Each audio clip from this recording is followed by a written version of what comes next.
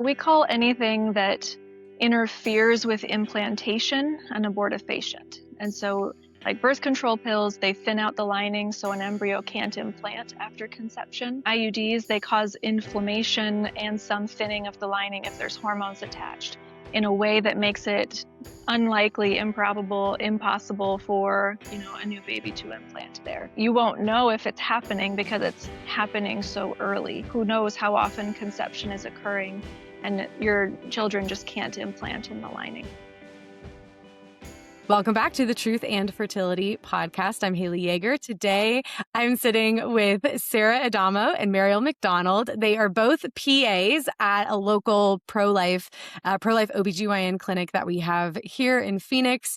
And I'm very excited to be sitting down with both of them today. They both work in restorative reproductive medicine, which is the main topic really on this podcast. And so I'm excited to pick their brain and really just grab some wisdom from them. So we're going to be talking mainly today about how to get off of a contraception. So first of all, why would a woman want to get off of a contraceptive other than maybe to get pregnant, of course, but also to how can she do that? Because a lot of women are on contraception for maybe like painful periods is something that I'm thinking of. And so maybe just stopping the pill tomorrow isn't the easiest thing for her to do, right? So talking a little bit about that, how a woman can properly go about that, and then we'll get into some more conversation from there. So I'd love for you guys to both introduce yourself. So maybe Sarah, if you'd like to go first, as much or as little as you'd like to share about you for our listeners to get to know you. Sure. Well, thanks for having us today, Haley. I'm excited to be here. I've been a PA for maybe 14 years now and working in the OBGYN world about 13 years. Always at Morningstar OBGYN in Gilbert, where I've had the privilege of working solely in reproductive restorative healthcare. So that's kind of it. Great. Awesome. Mariel, how about you? Yeah, I've been a PA for, 12 years now. I was right behind Sarah. I've been mostly at Morningstar BGYN. I just celebrated over 10 years last year. Before that, I was in family medicine for about a year. Started off in that realm initially, but my background was totally opposite. Before that, I was an athletic training major and studied orthopedics for a long time, thinking that's what I wanted to do for the long run, and just realized that I wanted more. And so that's when I went back to PA school. So I love being at Morningstar. I think it's such a blessing and a gift to be working in restorative medicine. Yeah. And I have to ask both of you too, before we really get into the topic today, what made you guys both decide you wanted to be working in restorative medicine? Because this is not common, right? It's not something that we see in mainstream medicine. And so what brought you guys to working in this kind of niche realm of medicine? I think it just fell in my lap, honestly. I rotated with Dr. Leonard at Morningstar OBGYN when I was a PA student, and I knew that it was the type of place I would enjoy working, just because it really, he set up an office where the type of healthcare offered really protects the dignity of women and their unborn children. And so I knew that there was something really special about his office. Um, and then one day there was an opening in his office and he offered me a position. And so it kind of fell in my lap. I wasn't necessarily seeking a position there, but I think it was providential, truly. Yeah, for sure. How about you, Sarah? And I was always interested in medicine from high school. And so when I did my undergraduate degree at Franciscan University, I was very involved in the pro-life movement there, even, before I went. But just knowing how, toxic the reproductive world is and how much abortion is pushed, I, from an early time wanted to be an OBGYN. And so being at Franciscan, that helped form the faith and get me connections with different people in the community. I grew up in Arizona, and so when I would come home, a good friend of mine who was a deacon, he was also a radiologist. He got me connected with the Catholic Medical Association, which is how I met Dr. Leonard. And I would shadow him while I was an undergrad and after PA school. I kind of asked multiple times if he'd ever hire a PA until eventually he did hire Lisa McDaniel and then eventually me, which is great. Awesome. Yeah, and honestly, I wanted you guys both to come on the podcast. Marilyn, I'm so grateful that you're able to join us too. But Sarah and I ran into each other outside of a parish a couple months ago, I'd say now. We just Yeah. got to talking about just all this whole world, right? And Sarah said something to me that just blew my mind. And it was that because we were talking about contraception or hormonal contraception specifically being an abortifacient and how I'm speaking to the choir here, but for our listeners, it can act as an abortifacient in that it dries up the uterine lining. And so if a woman does ovulate while she's on the pill and actually does conceive, that new embryo is not able to implant into the uterine lining and will therefore die. And women are not taught this when they're put on this medication. And so I was talking to Sarah and I was just like, why is this like this seems so like common sense to me, but there's so many people that either A, don't know that information, or B, don't agree with it. And I was asking Sarah, why would anybody disagree with that? And something you told me really just blew my mind. And it was, I believe you said somewhere in like 1970s or 80s that the definition of pregnancy was changed. So rather than starting from conception, so where an egg and a sperm meet, come together, we have a brand new human life, rather than starting from conception, it starts at implantation. So when that embryo is then implanted in the uterine lining, and that's where pregnancy begins. And so with that definition, then you can say, oh, well, it's not killing anything because you weren't pregnant in the first place. But we just know, obviously we know that changing definitions for our own agenda is never never a good idea. So this topic here just is what it just lights me up, and it's just expressing and revealing the truth of what it actually is doing to our bodies, contraception, and how we can become healthy and actually get truth and right information about that. So with that being said, I want to really dive into then if a woman, well, first of all, before even talking about how a woman can come off of contraception in a healthy way, I want to ask you guys first, what are some reasons that you have seen that women want to come off of contraception, minus obviously wanting to get pregnant? Like, what are some things that you guys have seen where women are just saying enough is enough, I'm done with this? And either one of you can start. Yeah. So it was 1965 that they changed the definition from conception to Even earlier. implantation. Wow. So it was very close to when the first oral contraceptive pill hit the market. And go figure, it really was to take away ethical concerns that people had about taking the oral contraceptives.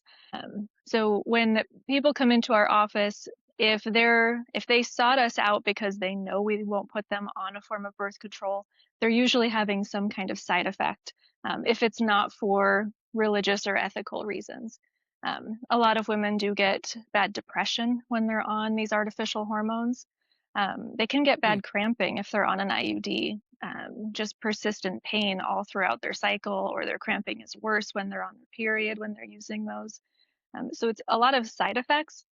It's more common, though, that we see women who just want to get rid of artificial anything inside of their bodies. Like they're trying to eat organic and clean, and so they don't want any devices inside of them or on artificial hormones. Yeah, Meryl, is that what you've seen too? Do you have Yeah. anything to add? Yeah, absolutely. I think that there's a growing number of people who are, exactly what Sarah said. They're trying to do, the right thing for their health, and they realize, wait, if I'm doing everything, but then I'm putting, these artificial hormones in my body, maybe it's not the best thing for me. And on top of that, I'm feeling more irritable or depressed, or I have anxiety, decreased libido, all of the above. So there's definitely an increased risk of depression taking contraceptives. And I think from the research, there's actually an increased risk of, excuse me, suicide attempts in adolescence. And so, you know, unfortunately, that's an age group that's really vulnerable. And I think a lot of adolescents are being put on the pill for a variety of reasons without understanding the long term, or even short term consequences. Yeah, yeah, absolutely. And that was me. I mean, at 16, I was put on the pill and I only stayed on it for 2 months because it made, I was only on it for irregular cycles, but it made me so moody and depressed. And I just felt awful when I was on it. And that this is before I even knew really what NFP was or restorative medicine was. And before I knew Morning Star was down the road. And yeah, that's kind of built in my whole story. But I also want to ask too, is it more t is it common for women to experience really bad side effects? Like, is that the majority of women you think that experience those bad side effects, or is that or do the majority of women that are on the pill or any sort of Mm. oral or, any sort of hormonal contraceptive, do they feel okay on it? Like, because I hear so many women having these bad side effects, and I just wonder, am I hearing that because I'm in this space, or is that really the majority of women that truly Mm. hate this, but they just don't know that there's another option? I think there are many, like most women have some negative side effect. They might not have many side effects, but at least one side effect. And I say that with confidence because our patients who come in who do contracept, who don't have any issue with it, they've tried 3, 4, 5, 6 different forms of contraceptives until maybe at some point in their life, someone just gets sterilized and then they don't have to be on any artificial hormones. So I do think it's significant enough for most people that they cycle through trying to find something that works better for them. Yeah, Mariel, is that what you've seen too? Yeah, I'd agree with that. Yeah, yeah. So I want to talk now about how can a woman get off, let's just use for an example right now. Let's say a woman has severely painful periods. Typically, I would say, go to a mainstream doctor. They're going to put you on the birth control pill to help with that pain. Maybe she's been on it and it has helped with pain, but she's realizing either she doesn't want to be on it anymore because she's realizing it's not good for her body, or maybe she does want to get pregnant and so she wants to get off of it, or for whatever reason, right? She wants to get off of the pill, but there's that pain, right? There's that painful periods that will probably come back when she gets off. So how could a woman in that scenario, or you don't have to stay in that example, but just for ease, I'm giving this example. How can a woman get off the pill? Can she just stop taking it and be fine? What would the process look like? Yeah, I think it depends on how bad her symptoms were before going on the contraceptive. Sometimes we do need to dig a little bit and try and help her prepare in a reasonable way. If she just stops her birth control and she has very severe pain right away, um, then that's a really poor quality of life for her. Like we do want to figure out a plan of action so that she is taken care of comfortably while we're getting her back on the right track of true health. So generally, you can just stop contraception. I am happy to take out an IUD anytime someone Mhm. comes to see me. Yep. If someone wants to just stop their birth control in the middle of a pack, that's fine. And then we talk about some side effects with that. They're going to have some withdrawal bleeding. We talk about when they might start to ovulate again. And we have the long conversation of why were you put on this? What were your symptoms? And what do we need to go looking for so that we know how to treat it in a different way? We do a lot of the same labs for a lot of women. We do a lot of pelvic ultrasounds. But it's all geared toward finding like what specific hormone dysfunction do you have or what structural issues are you dealing with so that we can decide that the next best course of treatment. Yeah. Mhm. Yeah, you talked about, so I've heard conflicting things about, so if a woman's on the pill, whether she can just stop right in her tracks wherever she is, or if she Mm. should finish out the pill pack. Are there pros or cons to doing either of those, or it really truly doesn't matter? Yeah, I'd say it It really really doesn't matter because Okay. yeah, finishing the pack Why and not? starting. Right, particularly if she um, was put on it for irregular cycles in the first place or irregular bleeding, we need to get an idea of what was causing it. And the sooner she comes off of it, the sooner we can actually investigate and, obtain the hormone studies and obtain the ultrasound, um, to actually get to the root cause of the problem. So, I don't. I don't know if there's necessarily a pro of staying on it. No, the only thing I through can the rest think of the of is test. that she has her period on time, you know, and that's it. Got it. Yeah, but it's not Okay. a Okay. true period. It's just a withdrawal bleed from stopping the birth Hmm. control hormones. So, Right. Right. Right. mhm. So what about, let's talk about like, something different than the pill. Let's talk about an IUD, for example. So you said, Yeah. you've taken out, you're happy to take out an IUD. Hmm. What is that painful? What does that look like? What should a woman expect when she decides to have her IUD taken out? I think almost every patient I've seen for IUD removal has said that the removal was actually less painful than the insertion. So, which Yeah. is encouraging because, if a woman is a little bit fearful about having it removed, then I'll usually, let her, I'll make that known beforehand. I'll say, it could be different because sometimes there could be scar tissue, in the cervix, depending on how long it was in place. But I honestly can't think of a patient I've personally had who has said that it's more painful getting removed. They kind of breathe a sigh of relief that it's out and are happy to not have, a foreign object in them anymore. So, Yeah. And especially, I want to talk too about, there's the copper IUD that, to my knowledge, doesn't have any hormones laced in it. But then we also have the IUD, like the Mirena IUD, that does have hormones. What different things should she expect if she just has the copper one removed versus the hormonal one removed? Yeah, with And the just like lasting copper, effects. yeah, so the copper, you're right, does not have any hormones attached to it. So she's still ovulating and cycling as she would without the copper IUD. It's possible to have maybe a little bit of spotting with removal if the IUD was adhered a little bit somewhere, but not usually. And so her cycles will probably just stay on time, but she'll have less bleeding and she'll be in less pain because she no longer has a foreign object causing inflammation inside the uterus. With a progestin IUD like a Mirena, that it's harder to say because her body has to metabolize out that progestin hormone. She might have a withdrawal bleed within a few weeks. Maybe it takes a month. But we just get to wait and see how her body responds before we see some kind of bleed and then figure out when she starts to ovulate again. Okay. How long does it typically take for a woman to start cycling again when she stops any contraceptive, hormonal contraceptive? I it think can it be really immediate. depends on the woman. Yeah. Yeah. Hmm.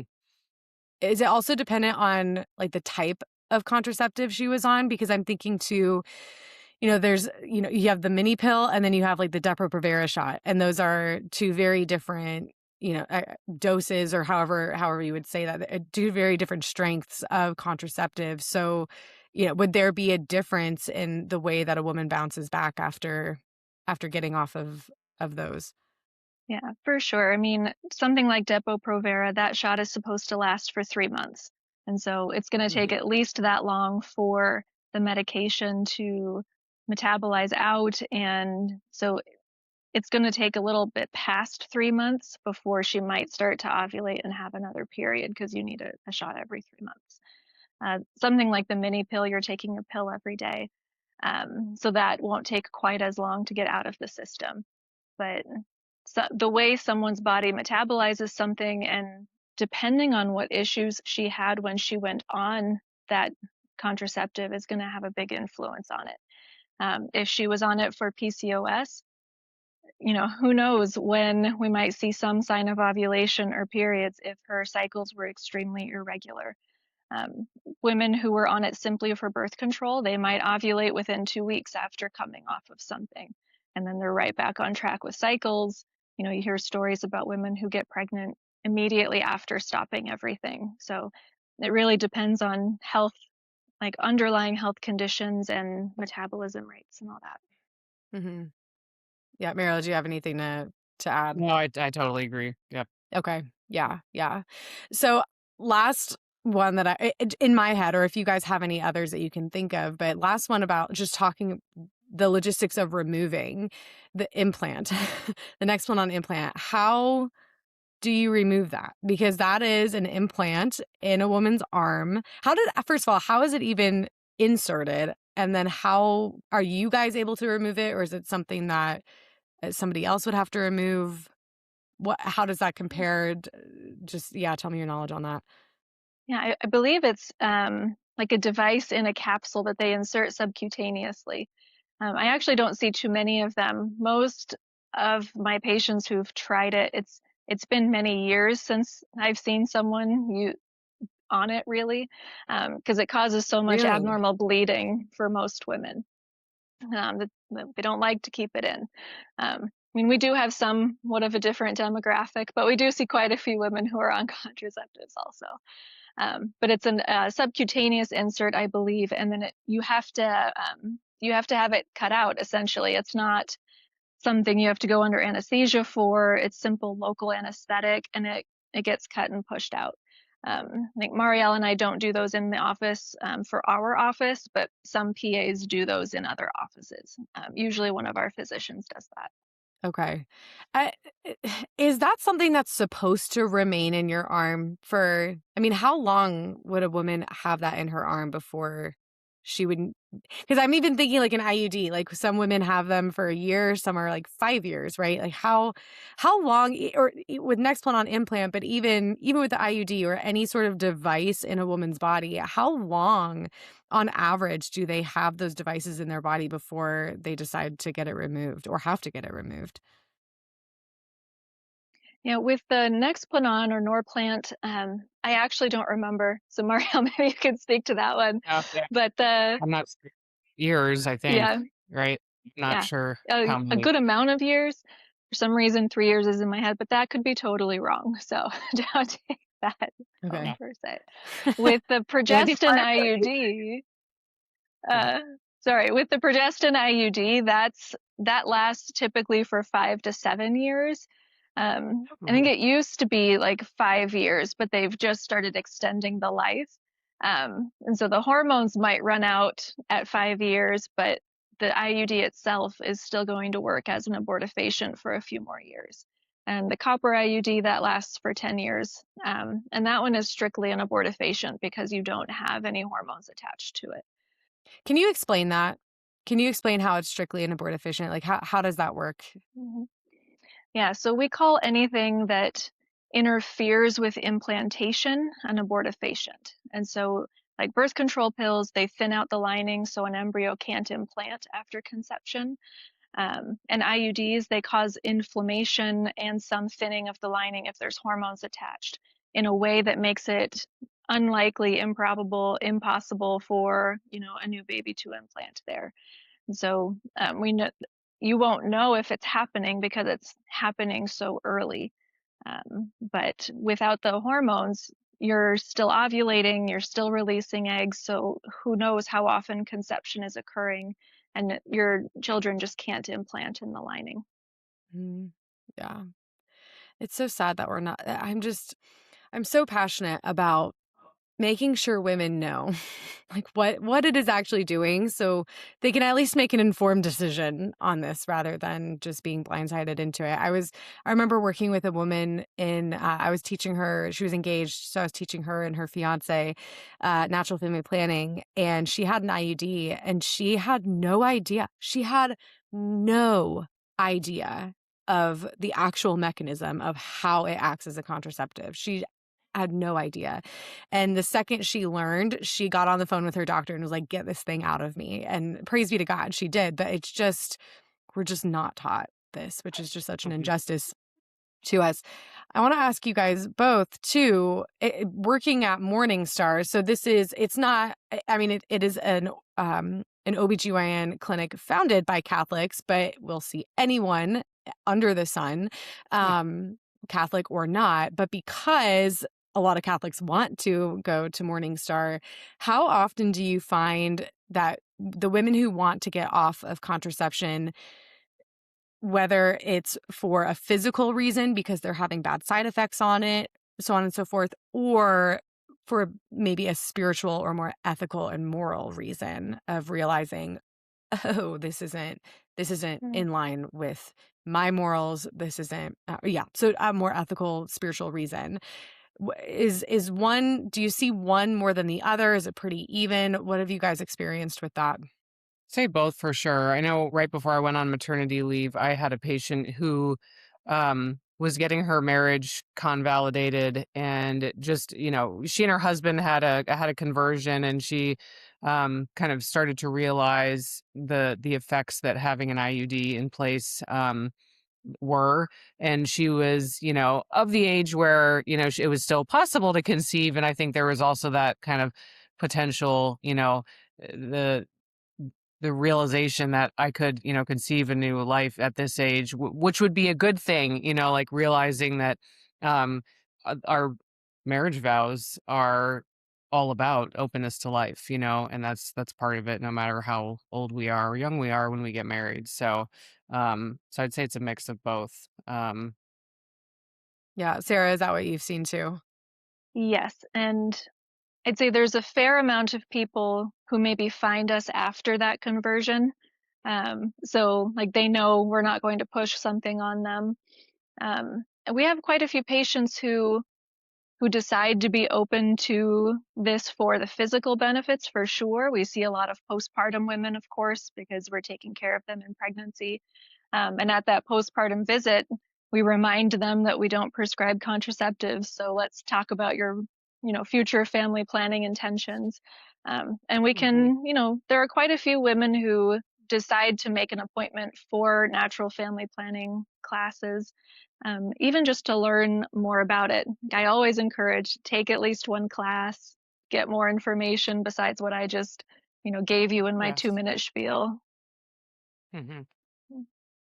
Yeah, because I think the truth of the matter is, as you've already mentioned, we aren't taught these things in middle school or high school or medical school or PA school. Like, we have to learn this physiology elsewhere, which is sad. But I think the reality is many or most of our patients just, unless they've already learned NFP, they just don't know that it's an option, or that it's a, a, a reasonable option that is actually effective as well. If they can learn properly and have, ideally face to face education to understand how it, relates to their personal cycles. So Yeah. Well, and that is exact. I mean, as the Creighton instructor at Morningstar for a couple of years, I mean, and even before that, teaching symptothermal and marriage in the marriage preparation setting, that is what I heard almost every single time after the first class is, why have I never learned this before? And this is coming from 20-year-olds, 30-year-olds, 40-year-olds. I mean, it is coming from women who should know a whole lot more about their body. And it's just, there's an injustice that's been done to them, that they have not been taught this basic, really, information about their body. And I also think too, it's a huge blessing that there is NFP instruction at Morningstar, because you guys as PAs and the doctors there, you don't have an hour and a half to be able to sit down and teach them the depths of these things. And so I think that that's such a beautiful addition there, that the patients can have that resource at the same place to be able to really go in depth there and understand more about their body and how to actually chart it, for the sake of either family planning or gathering data to help you guys as PAs and the doctors understand their hormones better. So I just think it's such a huge blessing. Now, for the couples that you guys work with, that I'm not sure, given it's Morningstar, I'm not quite sure how many couples you guys actually see that are actively using contraceptives, but can either of you speak to any of the differences that you see in a couple that uses NFP for their family planning versus a couple that uses contraception for their family planning? And this could go either, in the physical or psychological or even spiritual differences that you see from couples that are practicing these two very different forms of family planning. What has your guys' experience been like working with those couples? Yeah, there's definitely, I'd say, a different level of communication between the couples who are using NFP compared to contraception. I mean, you know that as an instructor, you usually ask the men to be involved with the charting because the women are making all of the observations. And so there's, already a different kind of communication that couples using NFP engage in, um, that you wouldn't normally think of. When you're using contraception, it's like if it's an IUD, it's you set it and forget it, and you have a conversation one day, some in time in the future, about children and what that might look like.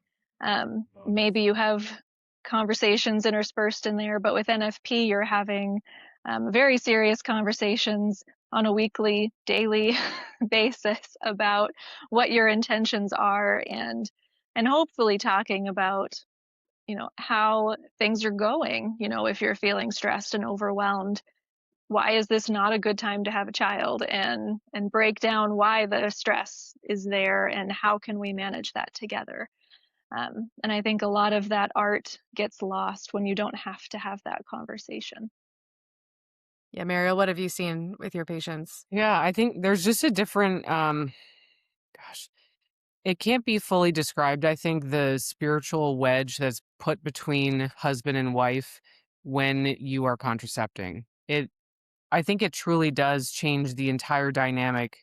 I don't just think, it does change the entire dynamic of a marital relationship when contraception is involved, because it ultimately cannot be complete and total and free gift of self, because it's, you know, intercourse is anytime, anyone wants it, without thinking about, there is the procreative aspect of this, incredible gift that, God has allowed us to have, And so I think that there's just a greater dignity, I think, with the way that the man respects his wife when contraception isn't involved.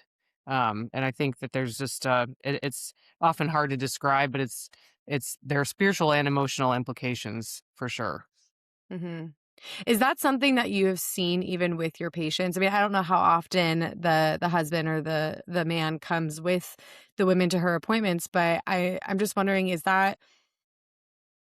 it just very clear sometimes when a couple is contracepting versus when they're using NFP?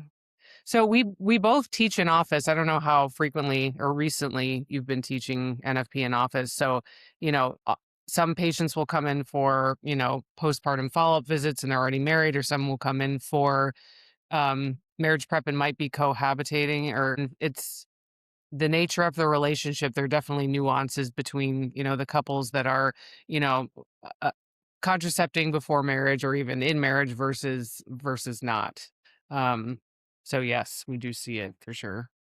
Yeah, yeah. Because I'm just even thinking too of when you're talking about the communication that's required with NFP. I mean, if you're using NFP and you're not communicating, you're probably not using NFP, or at least using it well, like, or in the way that it is meant to be used. And I just think even having that communication, that small daily communication, or maybe those bigger conversations every cycle, that is you're using a muscle. Like, you are practicing something. You're getting better, hopefully, at that muscle of communication. And I can't help but think that that would bleed into everything else, into the rest of the relationship. And so I'm wondering too, with contraception, it is it's the woman's job to take the pill, or it's the woman's job to have this thing inserted in her body, or it's the woman's job to do this, to do this, to do this. And then there's no conversation about it after that, as you guys said. Whereas with NFP, it is almost over communication about what you're seeing and how that reflects your fertility and how that reflects your decisions on your behavior that night. And, I feel like it bleeds so much in everything else. So that's why I was curious to know, like, is that something just palpable that you can see with the couples that are coming into your office, and you just kind of know, like, and that's even something that I saw too, whether it was in the marriage prep process or when I was teaching at Morningstar. I It was just like I could tell when a couple was really wanting to use NFP, wanting to be good at it, wanting to do it well, and especially when that husband or the fiance or whatever is heavily involved and wanting to learn more and wanting to grow in his knowledge of his bride or his future bride, versus those couples that are contracepting, where the man doesn't really need to know anything, nor have I ever seen him really want to know about it. And it's just kind of something that she has to deal with. And so I've just seen that divide. So are there any other things that you can see within a couple or in couples that you've worked with, we talked about communication, but maybe even going deeper into even how like the man responds when his wife is pregnant. Like, is there something that you see in different between the man and the woman and how they interact in that way? Yeah, it's definitely a hard question to answer because it is so nuanced. It is like a lot of little movements that you see between them, looks on their faces, and so it can be hard to put words to that. But I do think I see couples who are contracepting have a more like transactional relationship. It's um, like there's almost this idea or feeling that of the tools to be used. It's like sex and reproduction are separate from the whole person in some sense, if that makes sense at all. Whereas like when couples are using NFP, like you do see the husband care more for his wife. Like he's interested in her health. The men who come into classes are usually really excited and interested in how the female body works. Like it's cool to them, which is great. And that really helps grow his love for her. And it helps with like the way women naturally cycle. We all have times where we feel better and we feel worse, and our mood is going to change. And to see the husband kind of care for her through that and accept that and just know it's going to happen and mitigate that, like help the family mitigate that, like, is really encouraging and beautiful and respects the dignity of his wife and their marriage and family in a way that we don't see in couples who are using contraception. Um, and not that I see, like I said, it's hard. It's like looks and maybe some reactions. Um, Pregnancy, like I think pregnancy has changed over the last few years. More people are a little more open to pregnancy, like in the sense that I do see a lot more people who are contracepting who don't contracept regularly and are just kind of okay with the consequences. And even if they're not married or even if they just started a relationship, there seems to be more of an awareness that pregnancy flows from sex and it's fine. And I don't see as many like true crisis pregnancies as you would traditionally think of them. So that's an interesting twist just in the culture right now. What do you think has caused that? Because you said just in the last couple of years you've seen that change. Do you have any ideas or hunches as to what could be causing that change? Yeah, I think the big thing I see is that so many people are sleeping with every partner that pregnancy is the new sex, in the sense that this relationship is new and solid and different because I have a child with you now, which sounds kind of odd, Okay. but that's what I've been seeing. So are you saying that okay, are you saying that it almost just feels like, can you say that again? Because Yeah. Yeah. So, because I like, yeah, say that again. yeah. So sex has always been like the culmination of a relationship, right? It's like you date for a certain amount of time or traditionally, and then like after so many dates or so many years or, you finally sleep together and that's like, all right, this is a committed relationship. And as that's shifted to be third date or whatever the norm is now for when sex starts in a relationship, like sex is very common now. And so, like, having a new partner and sleeping with that partner doesn't give people the same uh, confidence and commitment anymore.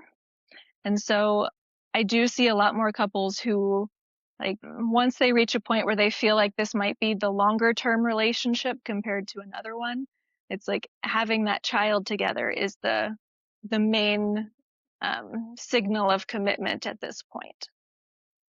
That is so interesting. It almost makes it seem like rather than getting married to make the commitment, let's just have a baby to make the commitment, which is Yes. so interesting. And I think too, even say what you said in the last couple of years, we are seeing more and more people take marriage off the table because we're not, Mm.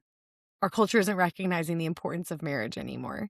And and even the purpose of marriage anymore. And so that commitment is, as you said, oh, let's just have a baby and make this real. And wow, that is crazy. And Marielle, is that what you've seen too in the patients that you are That's working interesting. with? I've never actually thought about it like that, but I think it Mm. makes sense with just the the culture of marriage right now and just the attack on marriage and the family. I think it is true that in the mainstream, fewer and fewer people are getting married.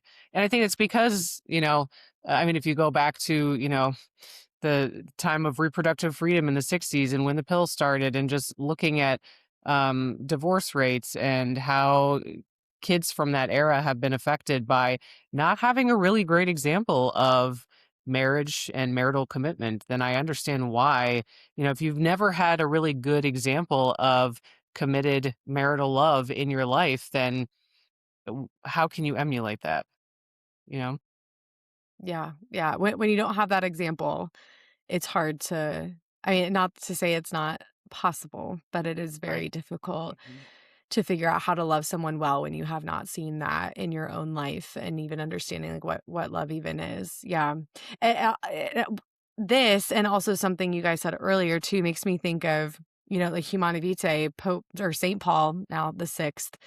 He talked about how when a woman, going back to the contraceptive idea, when a woman is using contraception, he prophesied, a couple different things that might happen, and one of which would be that women are seen more as objects to be used rather than people to be loved, and that makes sense, especially Sarah with what you said earlier about, the couples that use contraception. It's more of a transactional relationship rather than being that gift of self. You're taking something. It's very transactional rather than self gift. And I was recently in Omaha. I was giving a talk to a bunch of girls at a Catholic high school out there. And what they did is they had the girls in the talk with me, and I was talking to them about all of this, right? I was talking to them about their bodies and contraception, how it acts as an abortifacient, efficient, restorative reproductive medicine, all the things.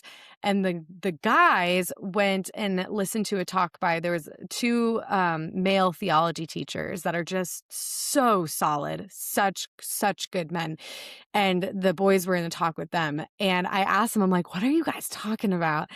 And they said, we're talking about how can we use our masculine, like our masculine genius, our masculinity to love the women that are in front of us and to rather than using them. Like, how can we do that well? How can we use this God-given gift of really wanting to protect the women that are in our life, the women lives that are around us, whether it be a girlfriend or a sister or, your mom or whatever, like the women that are in your life, how can you protect them?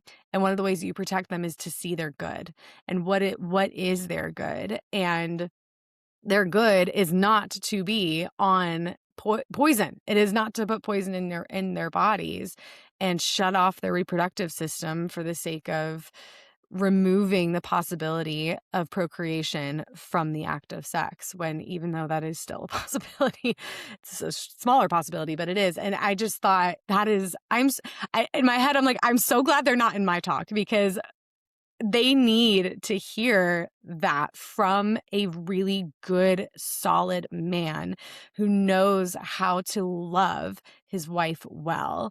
And it's not that transactional give and take, but it is truly that self gift, pouring his protection over his wife and his family. And I talked to a couple of the boys, and they were, at least the ones that I talked to, were just so good. And it was almost like they were challenged to rise to a new level.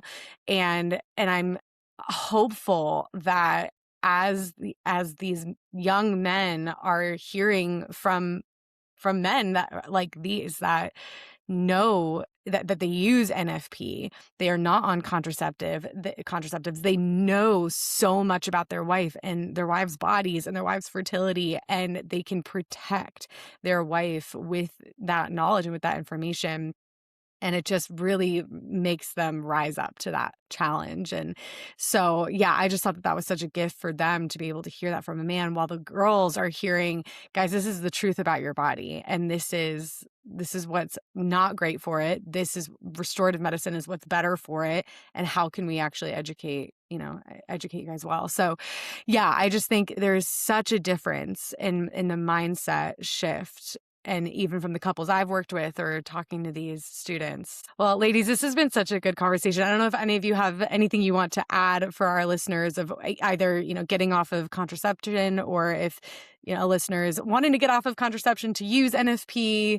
Any last thoughts that you guys want to share with the listeners, or any last tips maybe that you have? Say run, don't walk. What are you waiting for? You'll be the best version of yourself, not having hormonal contraception or any device in your body that wasn't intended to be there.